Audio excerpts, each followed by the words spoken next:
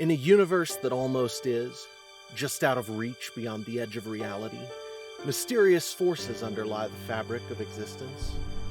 Energematrice6, the very energy of creation, serves as both the elixir of life and the arsenal of destruction for its human and not-so-human denizens. Crushing darkness, whose source they cannot fathom, grips the cosmos and its people. In anguish, they dream of the long-foretold Brightstar. Join us as we embark on an epic journey, exploring the universe of Energematrice6.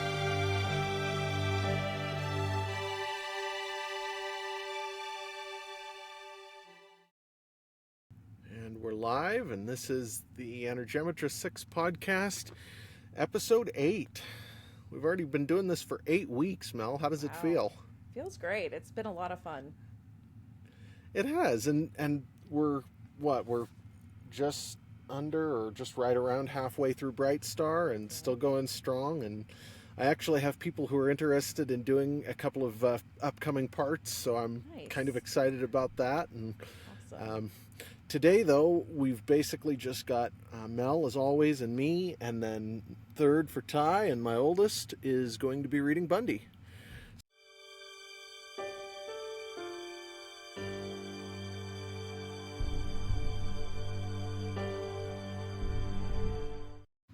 The Energematrice6 podcast operates on a value-for-value model.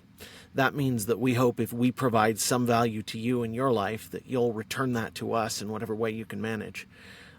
If you're interested, head over to e6universe.com and sign up for our email list to get our free ebooks, and hopefully buy a physical book or some merch while you're there. Or if all you can manage right now is to leave us a good review somewhere, 5 stars or some kind of positive rating, that's more than appreciated. Thank you.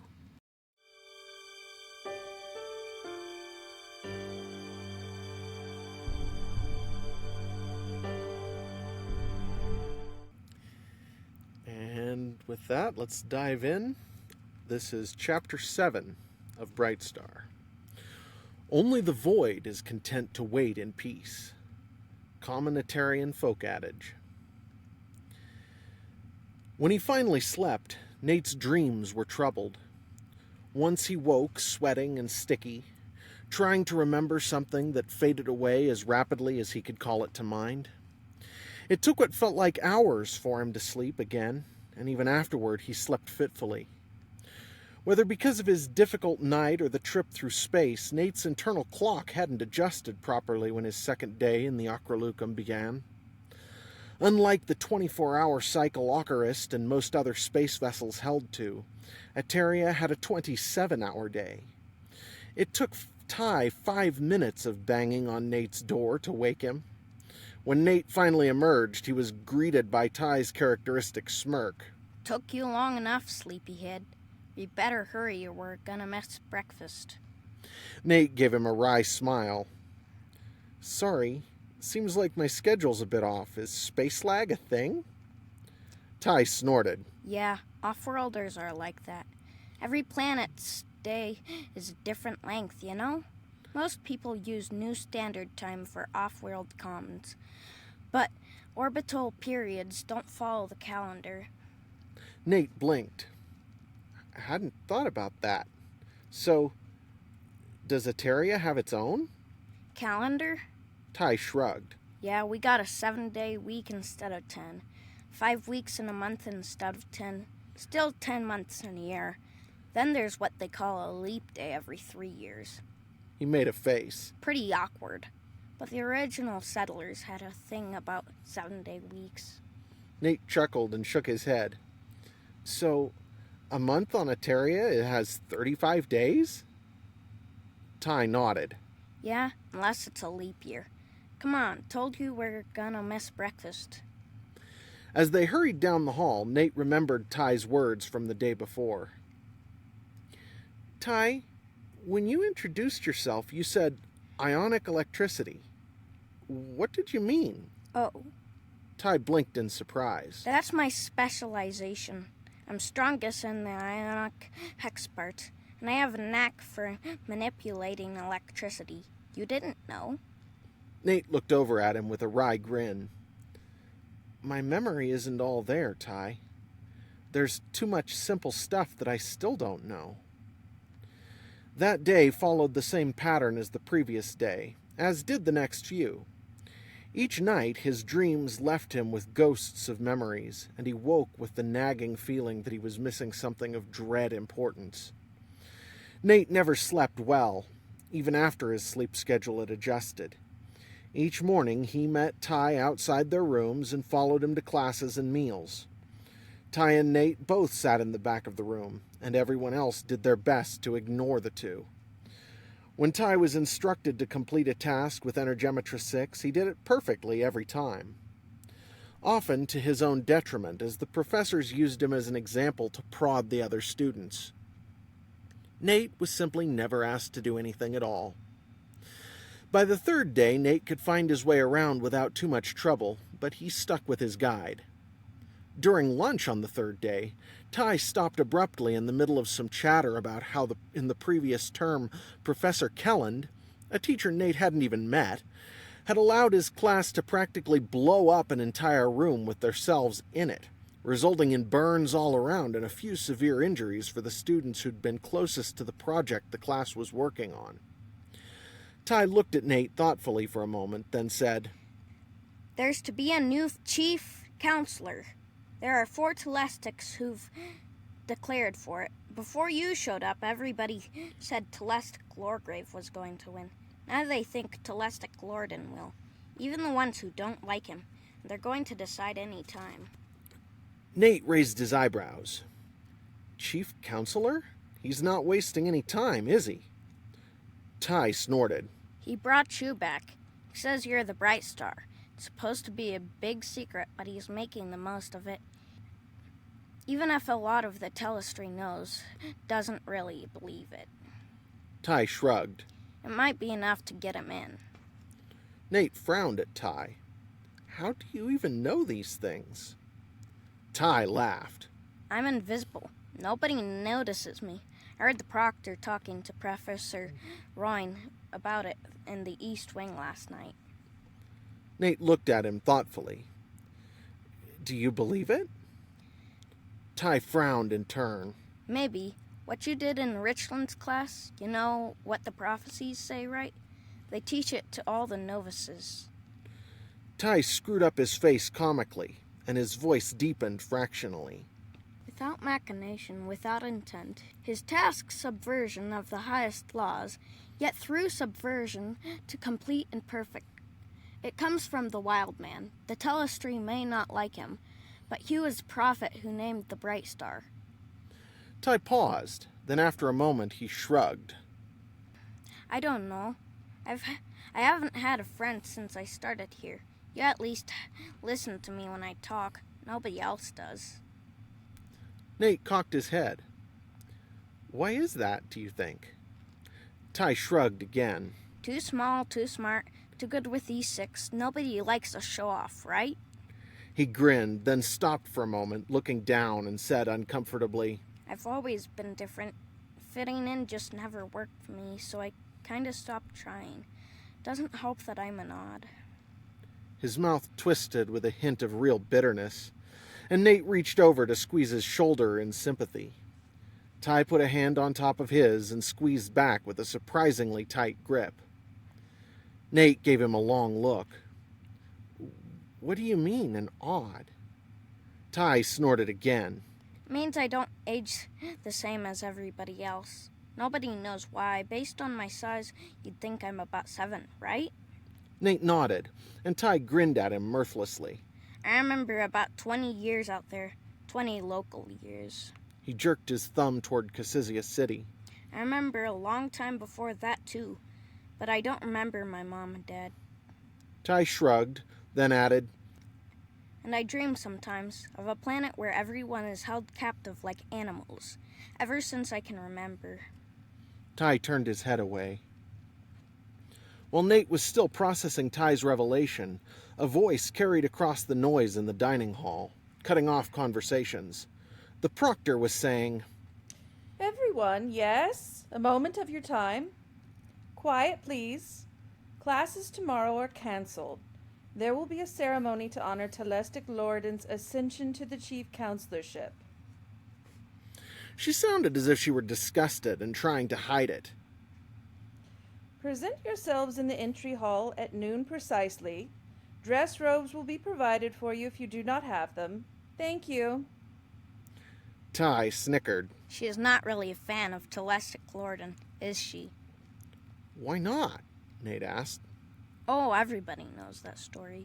Ty said. You know about the Catastans, right? How the Dominion takes the best of our students every year. Nate nodded, and Ty pointed at the proctor. She blames Telestic Lordan for it. Years back, he was the one who made the deal. The Dominion was going to take over the school completely and use it to train their Energematrice. Lordan couldn't stomach it, so he offered to give them our best student every year for their training. Now they send the Castans, and they take all of the best students instead of just one. Nate grinned at Ty. All of them, huh? Why haven't they taken you yet? Ty made a face. Oh, you know. Too small, too smart, nobody likes a show-off. He smirked, then shook his head. Seriously, they only test the graduating class. The Telestry has the best Energematrice training in the galaxy. The next day, they ate a late breakfast, then went to change. Nate had indeed found a set of dress robes in his room. They were the same shade and had the same symbol across the chest as the robes he wore every day. But their fabric was finer, and the emblem on the chest was finely embroidered with silver thread. They were also too small for him, but he put them on anyway and trudged up to the entry hall at noon as instructed with all the rest of the initiates. The light was in their eyes when they filed out the door into the central courtyard of the Telestry.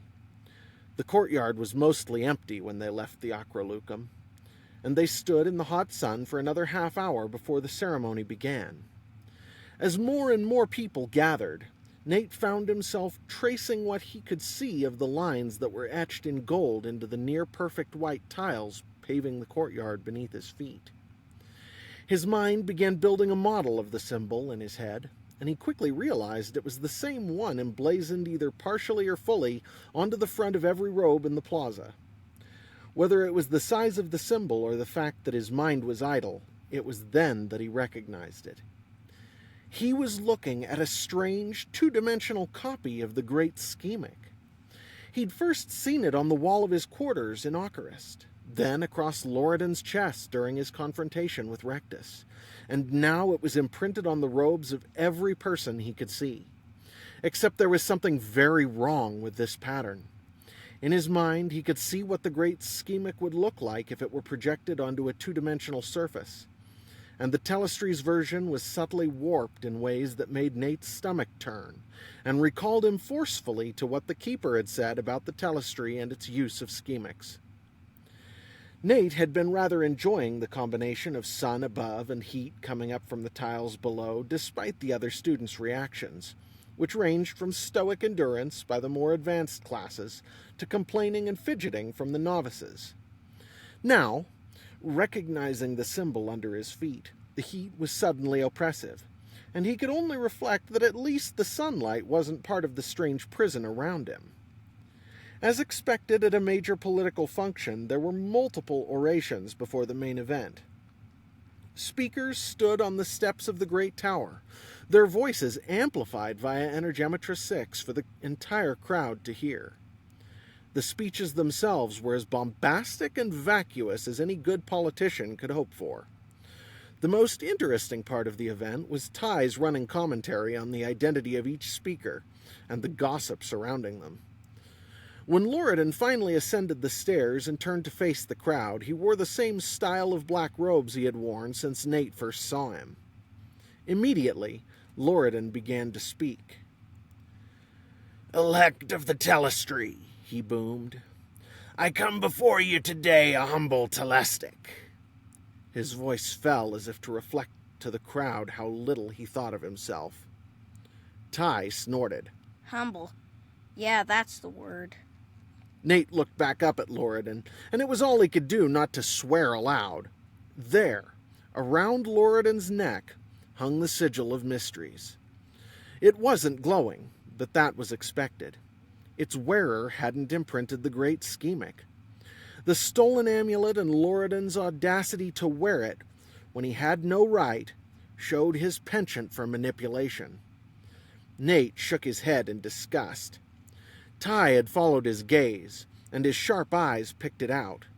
He looked at Nate curiously. I heard the proctor took an amulet from you when you came. Is that... Nate nodded. Yeah, and I think he just answered the one question I still had. Ty looked at Nate, obviously expecting him to continue, and Nate smiled grimly. How far I could trust him. The ceremony was apparently a short one, because Nate and Ty's exchange ended just in time for Nate to hear Loredan say, "It is by both popular acclaim and the decree of the council that I take up the scepter of Cassizia and accede to the post of chief counselor." The crowd's cheers filled the air around them, seeming genuine, but neither Nate nor Ty joined in. From that point onward, each day in the Ocralucum felt longer than the last. The obvious snubs and the stupid, petty behavior of even the professors quickly sank below the level Nate would have imagined possible. Classes were interminable and painful for him as he watched the other students using the fields but was barred from them himself. More than once, he heard whispers that sounded like Brightstar, only to see students or even a professor staring at him with something between curiosity and disdain. At first, Nate thought the worst part of his ordeal was the growing conviction that he should be somewhere, anywhere else. But after a week of feeling more and more drained each day, he changed his mind. When a longer than average night of sleep did little for him, Nate decided it must be his separation from Energematrice6 that left him so. The time he spent floating in the void had changed him. Or perhaps it was that terrible moment when the crystal disappeared and he'd felt as if all the evil of the universe, amalgamating into entropy itself, invaded his body. Whatever the cause, the longer he spent without contact with Energematrice6, the more two-dimensional and gray the world looked, and the less alive he felt. Even worse was the sense of clarity he could now remember having had and then lost, vanished so thoroughly that even the memory became harder and harder to recall. Why couldn't he remember? The fact that he had to wear even a partial version of the Telestry's inexplicably perverse emblem across his chest put the final touches on his misery. It was a constant reminder of how wrong the entire situation was, writ small on his robe. 3 weeks and a day after the ceremony, Nate exited his room first thing in the morning to find Ty backed against the opposite wall, with 3 older boys surrounding him. They wore robes 2 shades darker than Nate and Ty's, with a half-completed version of the Telestry's deformed schemic plastered across them. The largest of the 3, a brute with a dark red recamacula, had his hand on Ty's shoulder, and was in the middle of his sentence. And we wouldn't want that, would we? The other 2 caught sight of Nate almost immediately. Bundy?" One of them pulled on the middle boy's sleeve, and he looked around. When Bundy saw Nate, he half turned, his hand still on Ty's shoulder. "Ah, if it isn't the wiffle bat." He sneered and turned to face Nate fully. Nate cocked his head and frowned at the bigger boy. "What do you want?" Bundy laughed. "Oh, I was just talking to your little friend here. None of your business, really." For a moment, Nate just stared at him, his body already going into fight-or-flight mode, his mind racing. He wanted to hit the bigger boy so much he could taste it. Something told him fighting would be looked on with about the same lenience as using Energematrice6, especially from him. Oh, Lightmaker, what should he do? The only answer he received was a tiny flicker of the clarity that had opened to him what felt like a lifetime ago when he entered the Telestry. It was enough. Barely. Nate crooked a smile at Bundy. You have to be in pretty desperate straits to pick on Ty. Is respect really so hard to get that you have to become an animal to pretend you have it? Bundy stepped forward to loom over Nate. What did you say? You think you're special, Entropy Boy? Nate laughed at the attempted epithet, genuine humor filling him. If I were special, what would that change for you? You pick on little boys because you don't feel special enough? Bundy's punch came at Nate's face so fast he wasn't even sure Bundy himself had known he was throwing it. Nate was expecting it, though. He turned slightly so it hit him on the cheekbone instead of the eye, and rolled his head with the punch as Bundy's fist cracked into him. Nate saw stars for a moment, but he shook his head to clear it, and as Bundy's fist fell, Nate turned his head back to look the bigger boy in the eye. Did that make you feel better? Here, hit me again. He cocked his head. Before you do it, make sure it's worth the cost. He turned his head so the other cheek was facing the boy. Bundy just stared at him for a moment, dumbfounded. Then, as if against his own will, began backing away. A moment later, the other two were backing away also. Then all three turned to run. Freaks! One called back at them as he ran. When Nate turned back to look at Ty, the smaller boy was staring, as if he'd never seen Nate before. Brightstar, He said. why me? Nate chuckled. Because you're too small, too smart, and nobody likes a show-off. Ty snorted. You're not gonna let me forget that, are you? You want to get a professor to look at that? He indicated Nate's eye. It's gonna be a shiner. Nate shook his head. Come on, let's go get breakfast. Ty shook his head in return, then said uncomfortably, Don't leave me here, okay? Nate looked at him for a long moment, then nodded with an amused glint in his eye. Okay. Now, can we go get breakfast? After that, no one accosted Ty again. No one even asked about Nate's black eye, or anything else for that matter, but word spread. The bubble of space that surrounded them was all the larger. The next day, Ty badgered Nate into skipping lunch to attend an optional self-defense class. After watching a few bouts of a quick martial arts style that specialized in leverage and movement, Nate bested the instructor, another student who was several ranks higher than he, 2 falls out of 3. Coming out of the makeshift ring, he caught Ty giving him side-eye. Every other student in the room refused to meet his eyes at all, and Nate knew the word would spread. As Nate approached the day that marked 4 Etarian weeks spent at the Acralucum, the only thing keeping him there was the fact that he had made an agreement with Loredan. Any sense of clarity he'd once had about why he made that agreement in the first place had long fled. The conviction that he was in the wrong place when it was critical for him to be elsewhere, doing something infinitely more important, had peaked and never receded. Time seemed to pass in slow motion. Another day went by, and another. The one bright spot, such as it was that his recca macula had gradually stopped itching, just as the proctor said it would. By the time Nate's 35th day rolled around, marking a full Etarian month at the Acralucum, Nate was waiting with all the patience he could muster for Loredan to show himself. It never happened. Finally, waking up on his 36th day, Nate was in a black mood. It seemed his time at the Acralucum would never end, and he was ready to leave. Might already have done so, except that Loredan had the sigil of mysteries. Late in the day, Nate was getting out of yet another painful class in which Master Richland refused to even look at him. Lifting his head as he rounded the doorway, Nate found Bundy waiting for him. The older boy was fidgeting, and he looked as if he might run away again.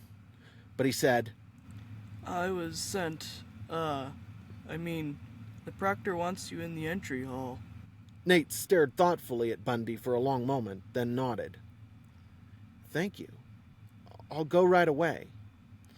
Bundy nodded in return, but hesitated. You were right. He shrugged helplessly, then held out his hand, adding, Bundy Steedrix, Pyrrhic, thermal form. Nate smiled and shook Bundy's hand. I forgive you, Bundy. The bigger boy looked as if he'd been slapped, but he said nothing more. Nate turned and walked away, heading for the entry hall. When he found the proctor, she was leaning over the kiosk in the entry hall, studying something on its computer terminal. She looked up at his approach and smiled tightly. Good. Chief Counselor Loredan Her lips twisted. is waiting for you in the Great Tower. The proctor paused then and stared at Nate for a long moment. Then she said, I do my best to protect them, Brightstar. There was nothing I could have done. Nate blinked, taken aback for a moment. Then he frowned back at her. Is it your job to protect them, or to make them ready? It was the proctor's turn to blink at him in surprise, but she shook her head wordlessly, her mouth open. Nate smiled crookedly at her. In this life, there's nothing we can do to protect those we love. The best we can do is to prepare them. He paused for a moment, then asked, Did you send Bundy to get me on purpose? The proctor smiled a curious little smile and shrugged. I asked for a volunteer. Nate nodded, smiling back. I'll be taking Tyler Wrighton with me when I leave. Would you see that he's ready to go? She nodded back, but Nate didn't see it. He was pulling his initiate's robe over his head to reveal the same gi he'd worn since he debarked from Ocarist. He handed her the robe and turned immediately to leave, his thoughts already consumed by what awaited him.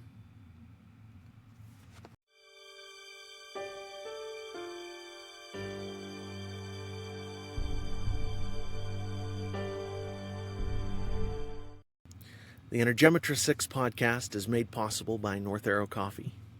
North Arrow Coffee is the pro-life coffee company where 15% of every purchase goes to support organizations like Crisis Pregnancy Centers, whose purpose is to support women in the most difficult situation of their lives. If you're interested, head over to northarrowcoffee.co and use promo code E6 to get 10% off with your order.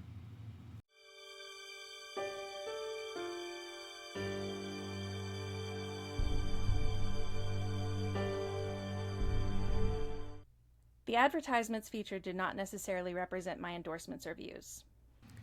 And that concludes Chapter 7 of Brightstar. And, before we get going, I just want to say, Third, you did a good job. And it's actually tough when you're doing something live to keep your head about you and to not get flustered. That's tough to do. So good job sticking with it, and good job coming back and doing it right. I'm proud of you. And thank you, Oldest, and thank you, Third, and thank you, Mel, and thank you, everybody in the audience, and we will catch you next time.